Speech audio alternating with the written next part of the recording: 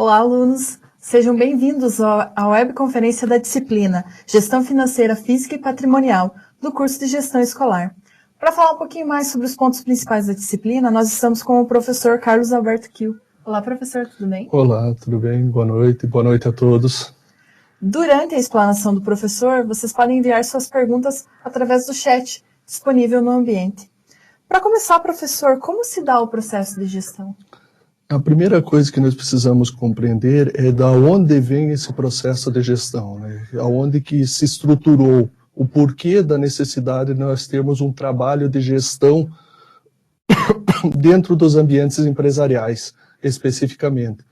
Isso remonta à antiguidade, mas basicamente no início da Revolução Industrial, pós-Revolução Industrial, as empresas começaram a ter necessidade de um controle maior das suas atividades, um controle maior dos seus recursos, tanto financeiros como patrimoniais e humanos. E a partir desse momento começou-se a se trabalhar com o aspecto gestacional das entidades. Normalmente se fala que isso é um trabalho de administração, no modo geral, das empresas. E essa administração, ela tem um procedimento de analisar o aspecto global da entidade, desde a parte da sua constituição, passando pela parte de angariar recursos, controlar esses recursos e poder direcioná-los a uma melhor atividade. É muito importante que se lembre que a gestão, ela não está apenas alicerçada no aspecto financeiro. Apesar de nessa disciplina nós darmos um foco específico à questão financeira, física e patrimonial, a gestão ela é um compêndio de vários aspectos. E a gestão de recursos humanos, que é uma outra área, é extremamente importante e interligada a toda a parte gestacional da empresa. Então, o processo de gestão, ele inicia com uma composição de estilo de liderança, estilo de quem administra o ambiente.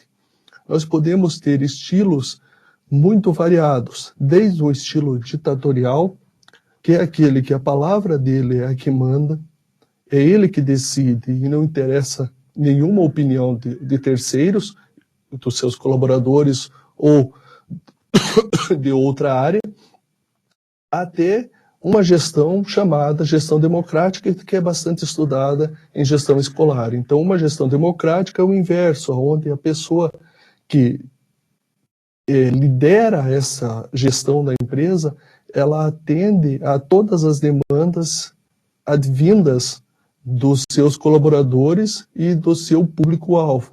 No caso escolar, dos professores, dos pais e dos alunos, dentro de uma possibilidade de atendimento. Obviamente, não dá para se atender tudo, em nenhum lugar isso pode ser feito, mas conhecendo as necessidades, você consegue ter um processo de gestão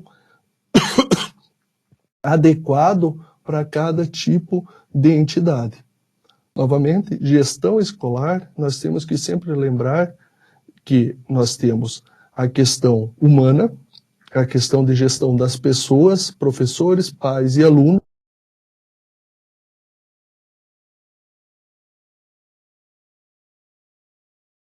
Áreas nós não vamos abordar nessa disciplina. Aqui nós vamos abordar a questão dos recursos financeiros e da questão física e patrimonial dentro dessas entidades. Professor, quais seriam as características do processo de gestão? As principais características de um processo de gestão são planejamento e controle. Então, toda a gestão em qualquer atividade, e aí mesmo nas atividades relacionadas a questões humanas, eu tenho que ter um planejamento e esse planejamento tem que ser controlado. O que se entende por planejamento? É todo o aspecto pensado, a questão racional do que a minha entidade vai realizar.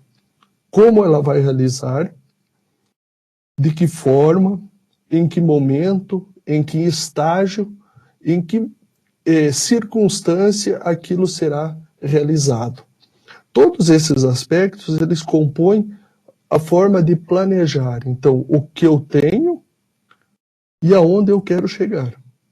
Nesse transcorrer aqui, eu tenho, no caso específico do que nós estamos abordando aqui, eu tenho os meus dispêndios financeiros e ou patrimoniais. Então, eu preciso planejar essas utilizações desses recursos de forma com que eu consiga alcançar aquilo que eu planejei, aquele meu objetivo fim.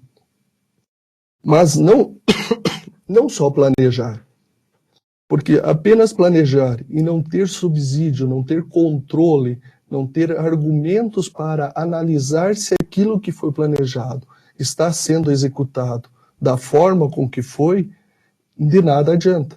Então o controle é uma parte extremamente importante, porque além dele possibilitar a manutenção do direcionamento que nós queremos dar ao nosso planejamento, ele pode corrigir, né, o controle, alguns desvios de funções ocorridos nesse meio tempo, que podem ser ocasionados por erro de planejamento ou por uma situação que não é controlada por nós, uma eventual atividade externa que atrapalhou os nossos objetivos e, consequentemente, nós precisamos alterar esse meu processo de planejamento e buscar novas alternativas.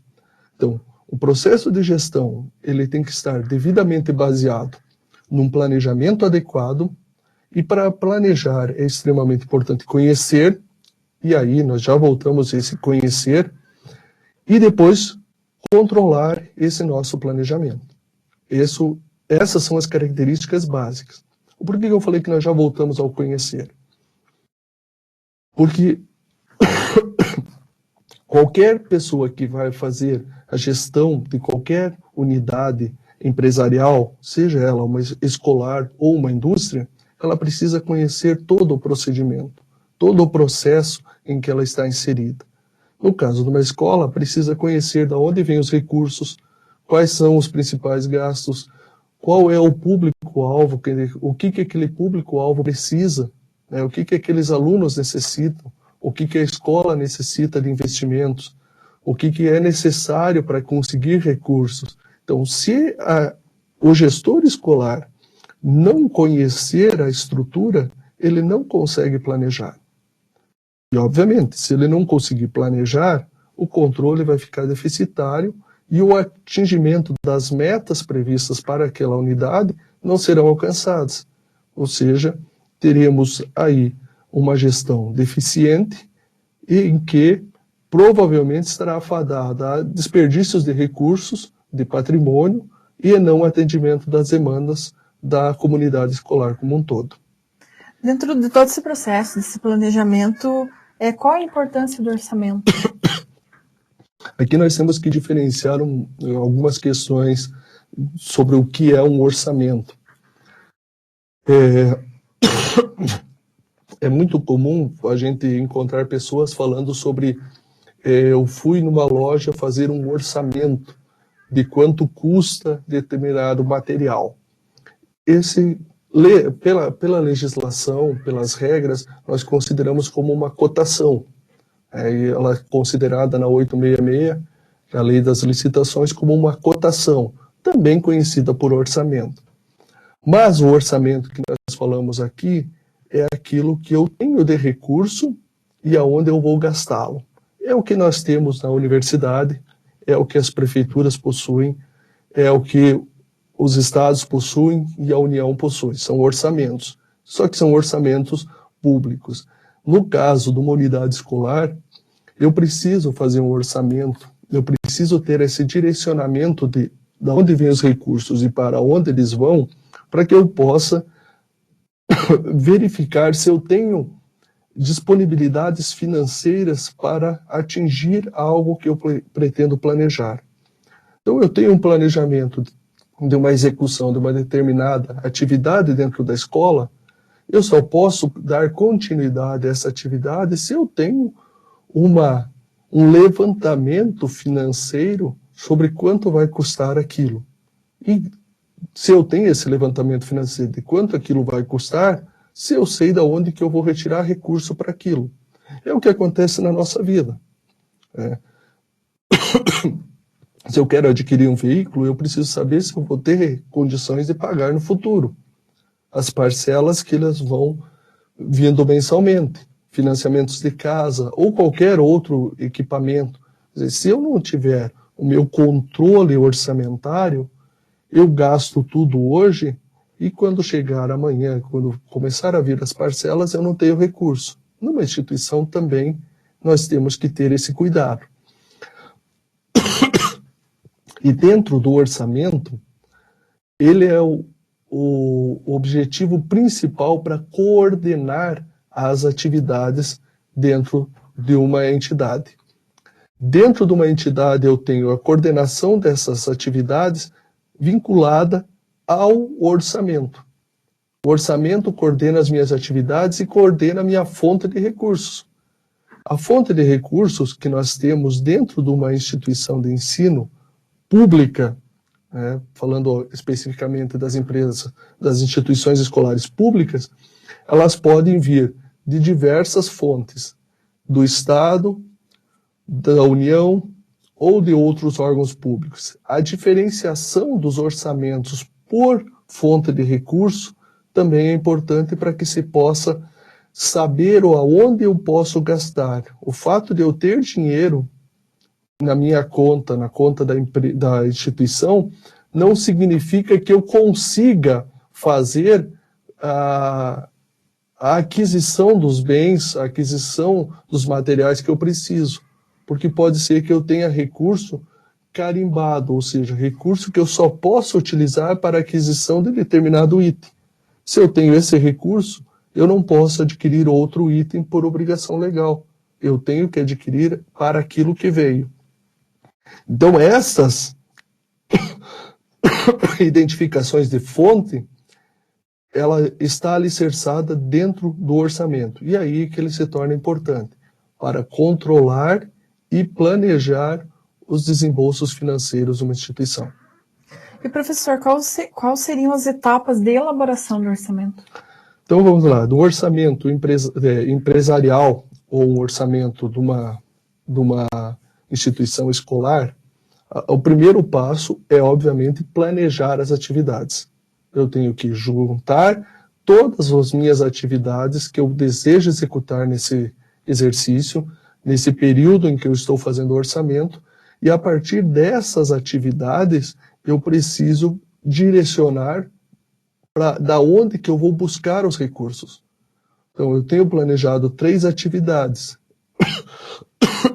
Eu vou buscar recurso para essas 3 atividades da onde? Eu tenho recurso próprio da Associação de Pais e Mestres?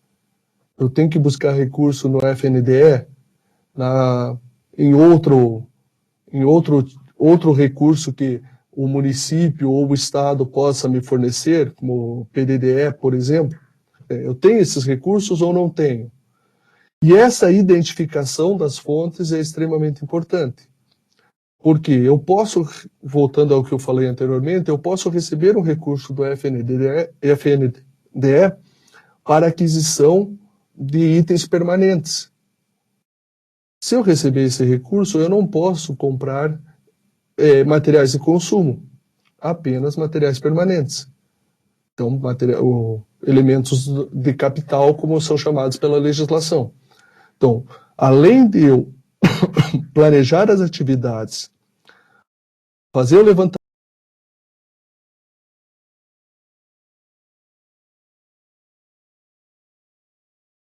das minhas necessidades. Pode ser que eu consiga recursos que eu não possa utilizar. Por isso, creio que alguns de vocês já devem ter ouvido falar de prefeituras, estados terem dinheiro, mas não poderem efetuar o pagamento. Porque esse recurso que está lá no orçamento deles, está lá no banco financeiro, eles não podem usar porque ele está direcionado a um outro elemento de despesa, a uma outra fonte de recurso. Então, ele não pode ser usado. Então, essa etapa do planejamento da atividade e da onde eu vou buscar o recurso dentro do orçamento é extremamente importante, porque senão eu posso ter tudo planejado, ter o dinheiro, mas esse dinheiro não pode ser gastado naquilo que eu planejei, porque eu esqueci de avaliar essas fontes de recurso e os elementos de despesa para qual me foi direcionado esse recurso. E quais seriam as características do orçamento? Dentro do orçamento, uma das principais características é a projeção para o futuro. Então, eu estou planejando, ou seja, eu estou vislumbrando o futuro da instituição. Eu estou pensando o que vai acontecer amanhã, depois, até o final do exercício, se fizermos um orçamento anual. Ou, em casos de pessoas que gostem de fazer um orçamento já mais ampliado, pode trabalhar com orçamentos de 2, 3 anos, já orçamentos de longo prazo. Então, a projeção para o futuro é o principal aspecto. Eu não faço orçamento do que já aconteceu.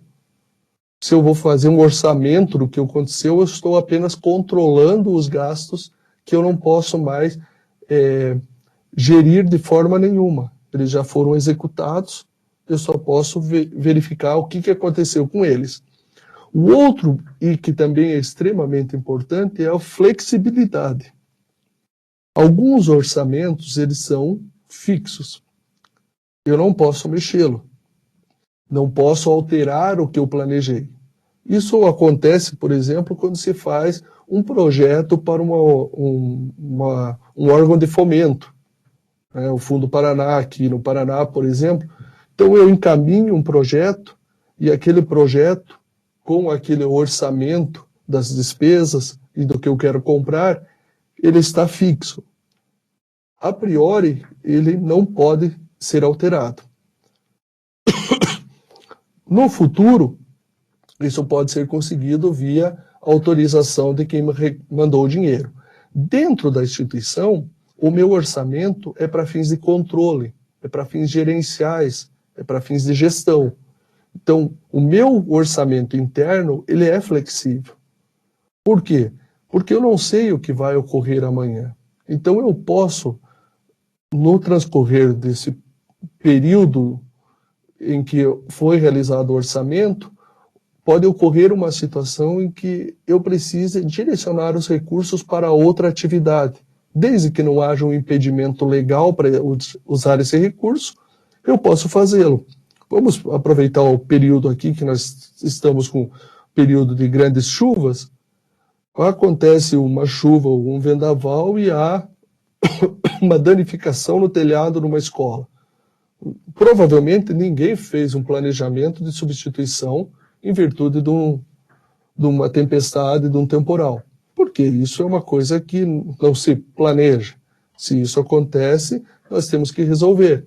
Então, o orçamento pode ser alterado para resolver esse problema? Pode. Sempre ressalvando que eu preciso verificar se o recurso que eu tenho, a fonte de recurso que eu recebi, me permite utilizar esse recurso. Porque se eu aplicar erroneamente, eu serei imputado a restituir isso para os cofres públicos. E a última, que é a última apenas na sequência e não em importância, elas estão de forma muito semelhante, é a participação. Quando o orçamento é elaborado apenas por uma pessoa, ela senta na sua mesa e pensa no que vai acontecer naquela instituição nos próximos 2, 3, 6, 12 meses ou 2 anos, a tendência é que esse orçamento esteja fadado a dar errado, a ter muitos ajustes e a ficar de difícil controle. Precisa que todos participem, ou seja, precisa que haja uma gestão democrática em quem é o gestor principal para que esses orçamentos, para que esse planejamento das atividades, planejamento dos gastos seja realizado com o pensamento de todos.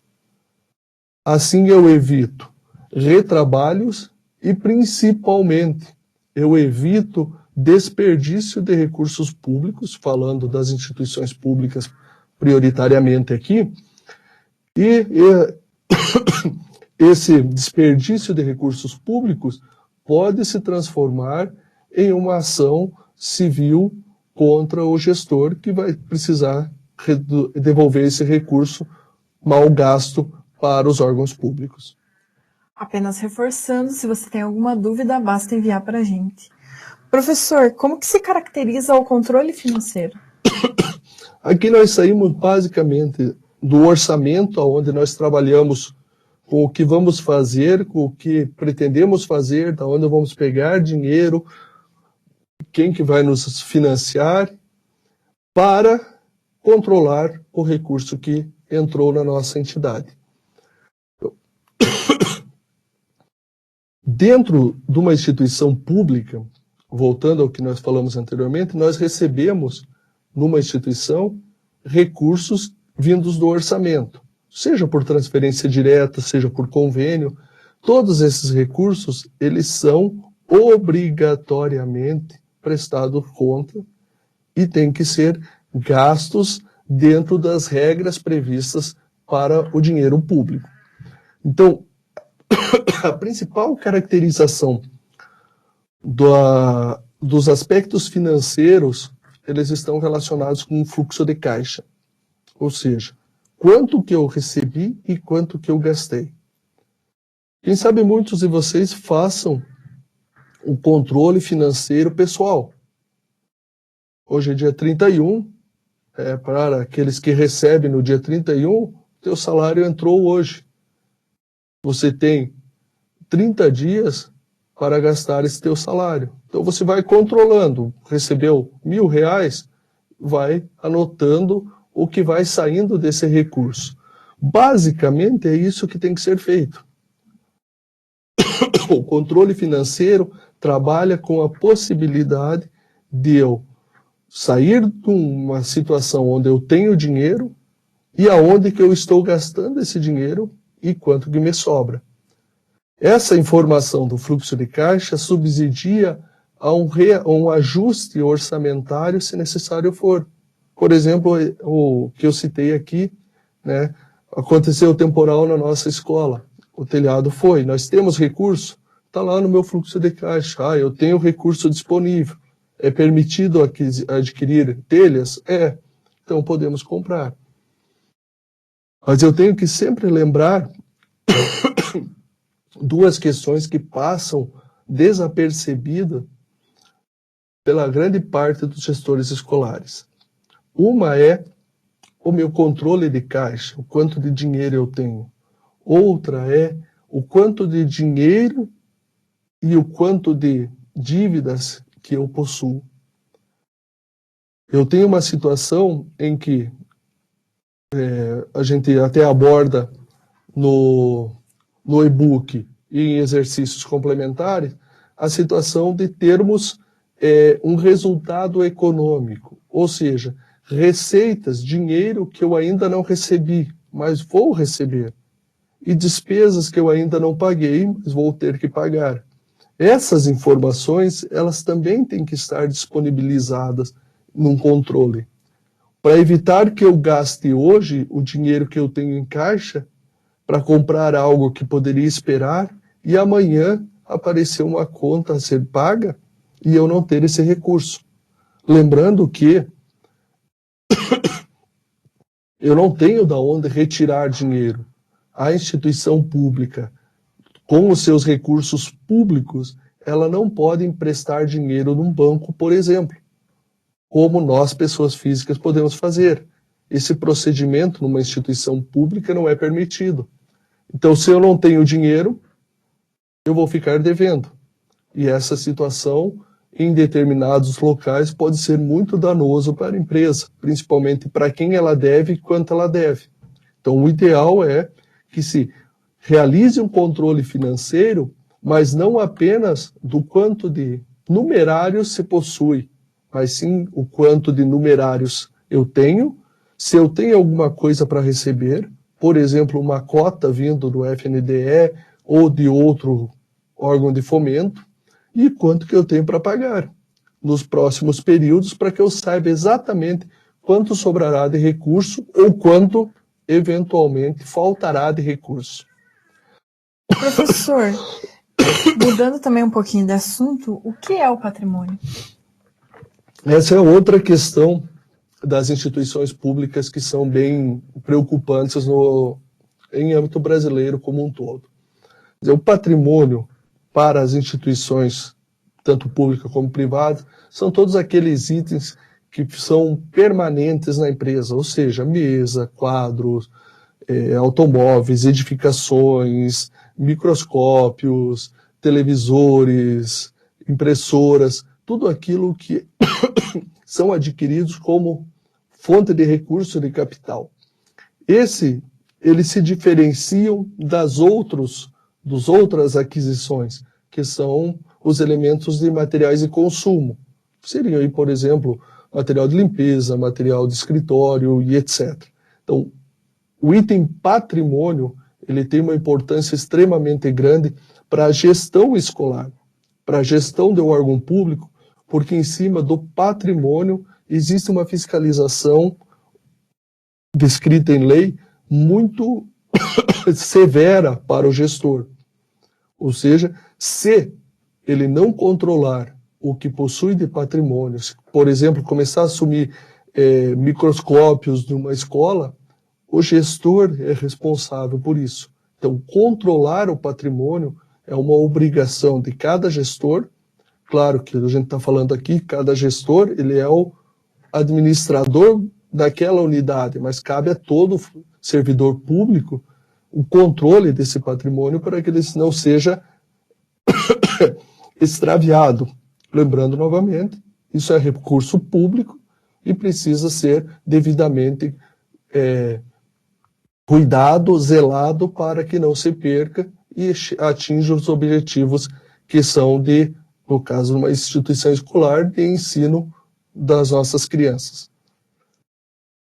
Professor, e como pode ser feita essa aquisição do patrimônio em uma instituição pública e em uma instituição privada? E também como é feita a baixa patrimonial? Vamos aqui pegar uma instituição privada inicialmente, que é mais simples de nós explicar. Uma instituição privada ela não possui as amarras da lei, ou seja, seria mais ou menos como nós, pessoas físicas. Eu posso comprar o que eu quero, aonde eu quero, da forma que eu quero, da cor que eu quero, do jeito que eu quero. Né? Para isso eu só preciso ter a vontade e em alguns locais nem o dinheiro eu preciso, eu vou lá e consigo financiar. Seja com cartão de crédito ou financiamentos das próprias lojas. Então, instituição privada pode adquirir de qualquer forma. As instituições privadas que zelam por uma gestão adequada, elas trabalham com busca, com pesquisa de mercado, para o melhor preço, para a melhor qualidade, ou seja, elas compram o que elas querem, mas trabalham com questões de qualidade e de não pagar um valor que não é devido, um valor que não é justo para aquele item. As instituições públicas é mais problemático. Por quê? Nós não podemos comprar exatamente o que a gente quer. Na grande maioria das vezes, nós precisamos fazer processos licitatórios para adquirir equipamentos de valores maiores ou em quantidades maiores. E para isso eu preciso definir o item que eu quero comprar e todas as empresas que atendem àquela descrição podem vendê-lo. Então eu não posso, exceto uma autorização, principalmente para itens de pesquisa, que sejam específicos, que eu possa incluir uma marca ou um modelo específico, porque senão a pesquisa não terá prosseguimento. A grande maioria das aquisições são feitas com especificações globais, ao qual eu só posso adquirir mediante um processo de licitação, onde diversas marcas que atendam àquela especificação podem vender. E nesse processo licitatório, ganha aquela que atender às especificações e vender pelo menor preço. Então, essa aquisição do patrimônio, ela é feita dessa forma. Lembrando sempre que o recurso para adquirir um patrimônio, ele tem que ser um recurso específico para elementos de capital, são para os elementos do patrimônio. Eu não posso comprar um microscópio, por exemplo, com recursos que estavam disponibilizados para aquisição de giz, hipoteticamente. Então, essa é a grande diferença entre uma instituição pública e uma instituição privada. Tá? Na questão da baixa, também, a empresa privada, uma instituição privada, ela pode vender, se desfazer do bem a qualquer momento. Não está mais servindo, pode vender ou pode descartar se aquilo for inservível. No caso de uma instituição pública, todo o processo de baixa ele tem que ser precedido de uma avaliação da sua condição dentro daquela instituição. Se ele não é mais útil para a instituição, se ele não tem mais capacidade de ser usado, se ele é inservível, né, se não perdeu a sua capacidade, se ele está totalmente estragado ou totalmente obsoleto, tudo isso tem que ser avaliado por uma comissão interna da própria instituição, ou se a instituição não tiver de um órgão superior do Estado, terá que vir e avaliar aqueles bens. Se eles realmente estiverem nesta condição, existem duas alternativas. Ele pode ser remetido para a Secretaria de Educação Municipal ou do Estado, ou ele pode ser leiloado. É feito um processo de venda, mas num processo semelhante ao processo de licitação, onde você disponibiliza os bens e alguém vem e oferece o valor para comprar. Então, a instituição pública não pode pegar aquele equipamento que está lá patrimoniado dentro da instituição, patrimônio da instituição, e simplesmente porque eu não gosto da cor, o gestor não gostou no mais daquele equipamento, jogá-lo fora ou doá-lo, entregar para alguém. Isto é considerado crime frente ao patrimônio público. Então, todo o equipamento, todo o patrimônio, ele tem que ter um destino adequado de acordo com as regras de cada órgão. Alguns órgãos apresentam regras adicionais às que eu comentei, né? Mas o grosso das regras é isso daqui. A comissão para analisar a capacidade daquele bem, de continuar prestando serviço ou naquela instituição ou em outra, e um processo de licitação, como um procedimento de leilão, para que alguém queira adquirir aqueles bens.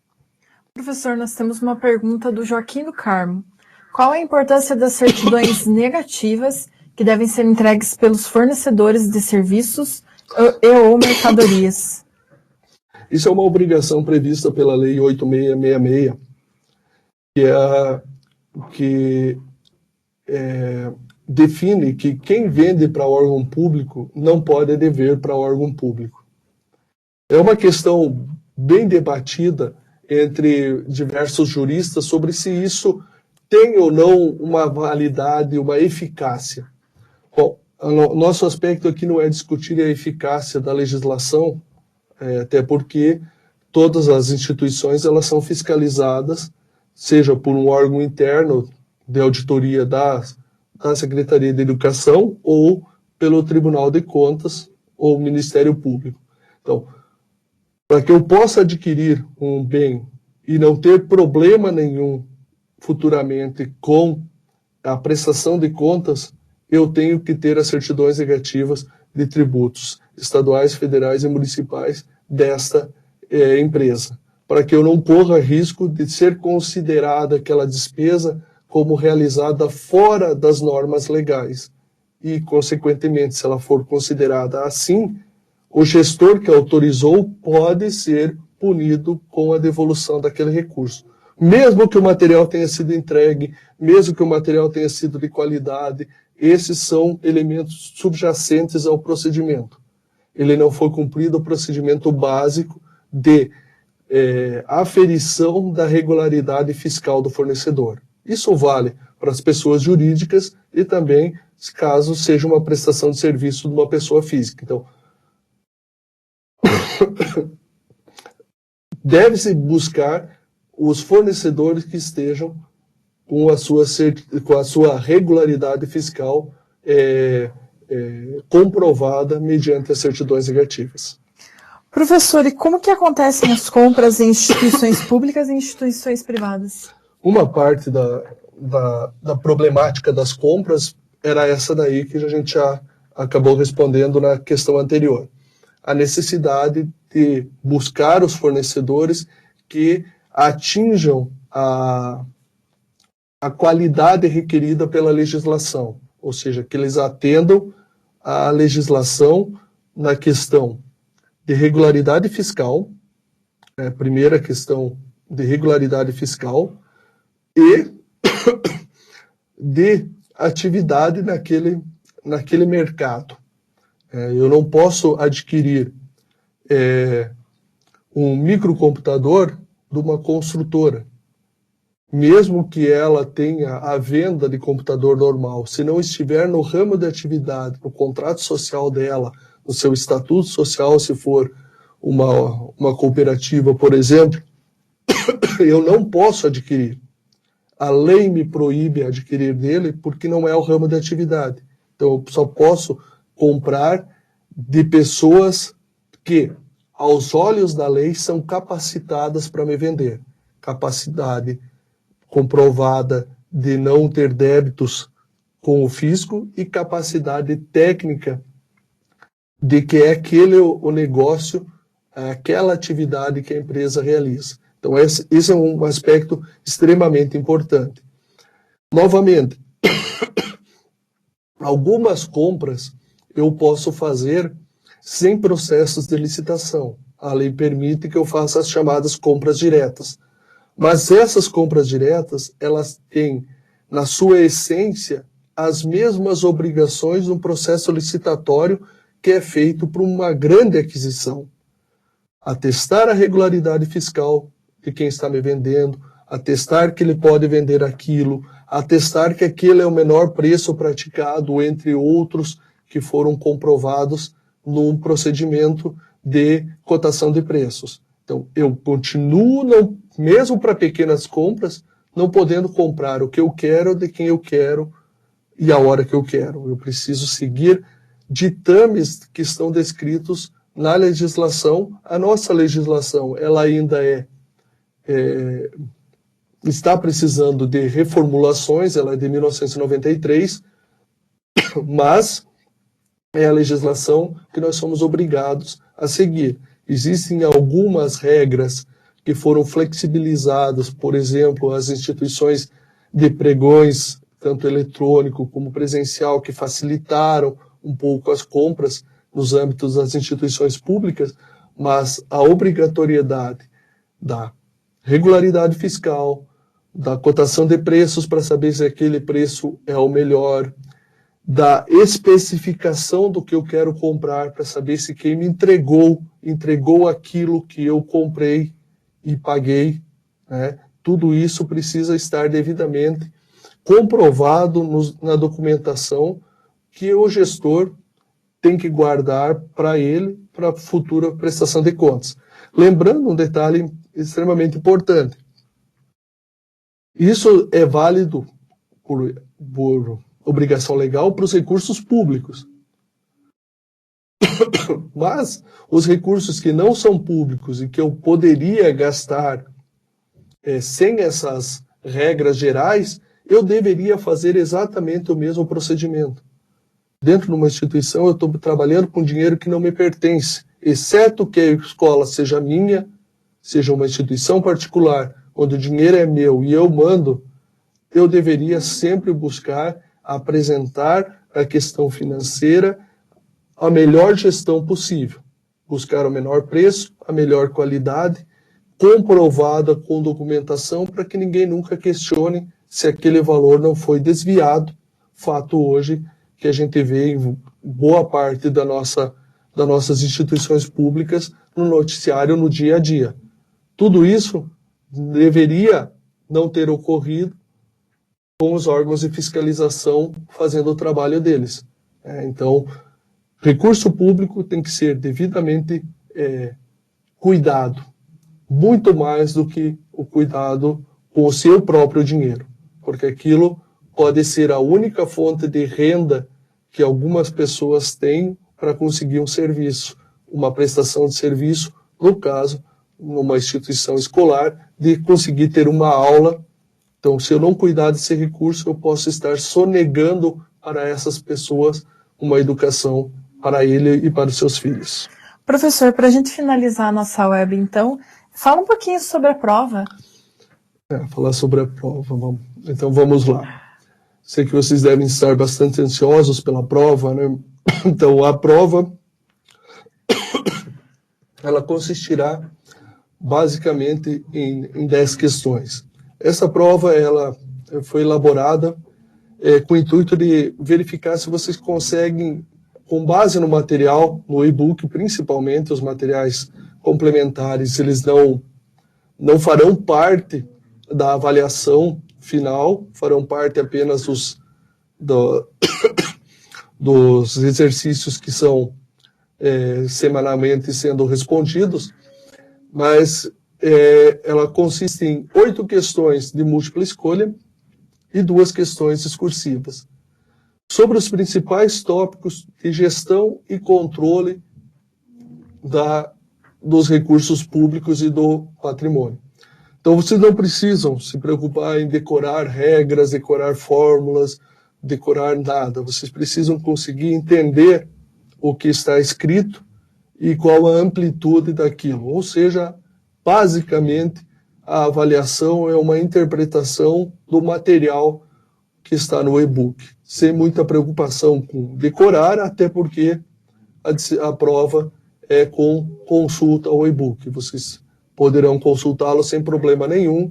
Espero que consigam êxito na avaliação, que consigam responder e, novamente, como já falamos em outras oportunidades, caso tenham algumas dúvidas, postem as suas dúvidas para que eu possa respondê-lo, eu ou algum tutor fará a resposta. Não deixe essa dúvida passar, pode ser essa dúvida que você está tendo uma das questões que vai estar na prova.